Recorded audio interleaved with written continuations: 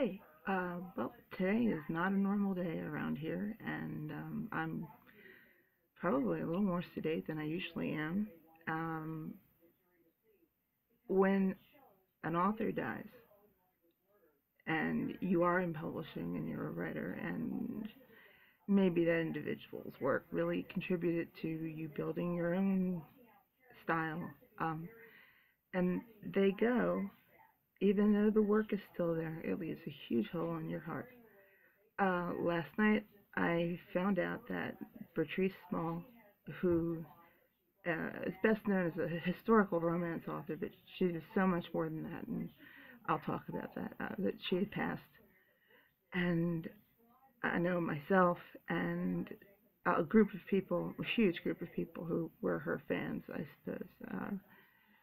We all just couldn't believe it and were in mourning for it. But I don't want to talk about that so much. I don't want to dwell on her passing or her death. I want to talk about Bertrice the way she was and what she's left behind. She was my friend, a good friend. She and I shared bonds that is very difficult to find anyone else to share with.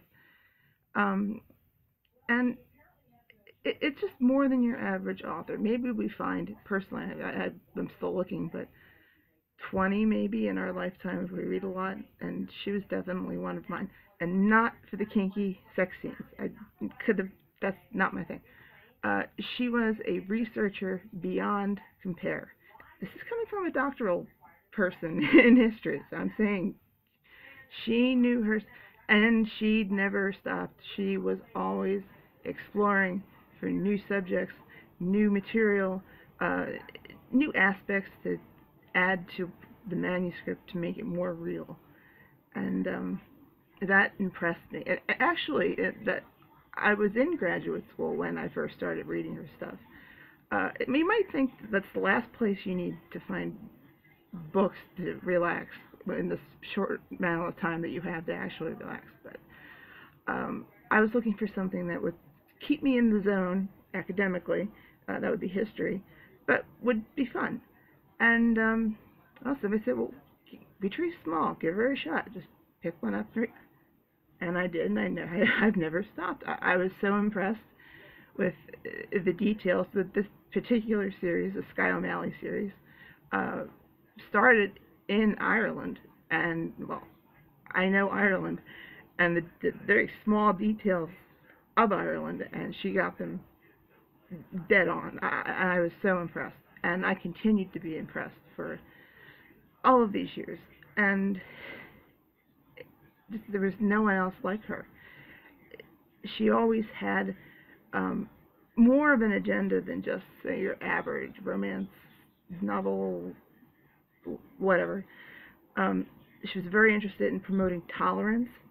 I mean, of all kinds: religious tolerance, social tolerance, the virtue of being good to each other or even better to each other. I was blown away. I had not read that kind of a subtle message in prose the way she did it. It was masterful and very reflective of the kind of person she was. And it was difficult to read anything of hers and not come away with it with your mind, or my mind, a little more broad than it had been. And the biggest thing, and this was huge for me, uh, in my scholastic career, I had never touched on the Ottoman Empire, which is it's a sin considering it lasted 600 years, didn't fall until the early 20th century, had an incredible level of civilization and culture and justice and an aesthetic of beauty. We might think of them as just being a rah, rah, barbarian, kill, kill, kill, and that was not the case. Bertrice brought this home to all of us.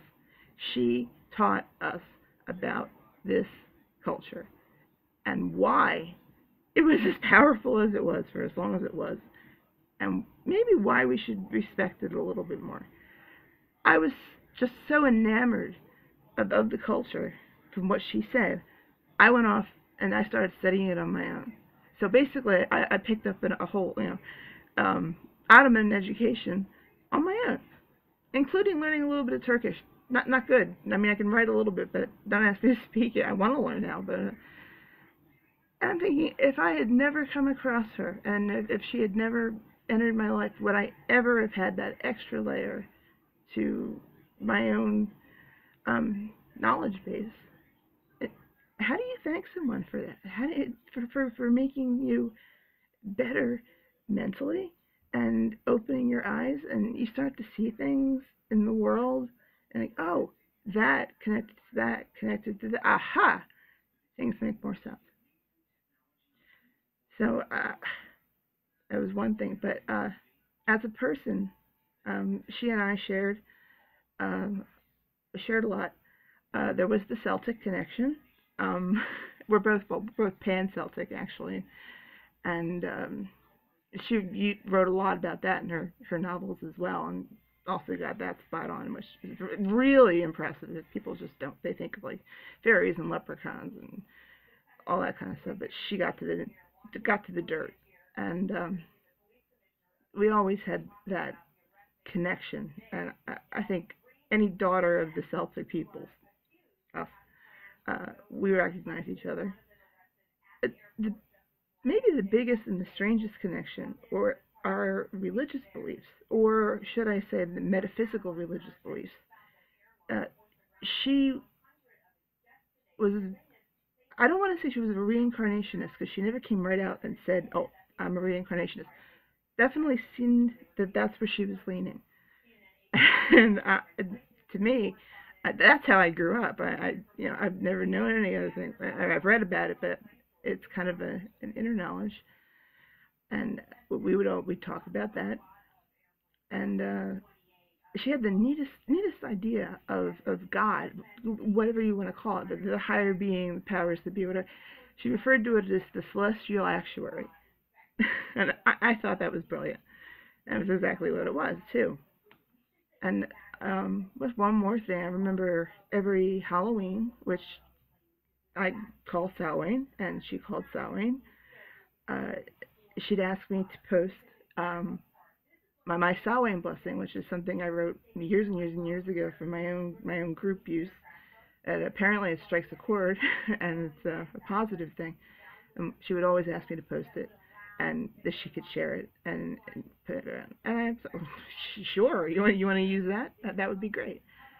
Um, so there was something more there. I mean, this was a person who really touched me as an author and as an individual. And she may be gone now. Maybe she's frolicking around the Summerland, hopefully with her husband and other loved ones. Who knows? But she's left behind a treasure for us. And this is the kind of work that needs to be passed down and to be shared and say, hey, this person existed and did this. And she may be gone, but the goods are still there. So, Bertie, I'm going to miss you. And you definitely made reading life a lot more exciting. And you always got me thinking, and you always got me running to encyclopedia or dictionary or whatever to look up whatever you had said. And you were always right. I don't know. I mean, not that I ever doubt it necessarily, but I had to find out for myself. And so, if you've never read anything, you might want to give it a shot. Um, Once again, I'd say there's lots of kinky sex. Lots of, she had, no, nothing was holding her in, and which I also think is wonderful, even if that's not what I was, really the interesting part for me. But yeah, she's worth it, and she wasn't one of these big name authors or, flash here and there, blah blah blah. She was genuine. She was a working writer, and I understand what that is. And we had that in common too. We were using our skills to make a living, like one should, I suppose. So that's about it on that. Of course, I'm thinking about her, and I'll be rereading her books, and think I'll always remember her more with a smile than with any kind of sadness, because of the great gift she gave to all of us, and whether we realize it or not. So you take care, and just remember that people like that, when they go physically, and they're gone physically, they're never really gone. And you just have to hold on to them and remember what they did.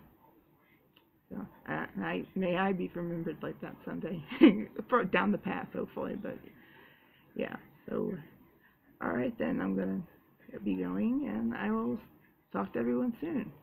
All right, bye.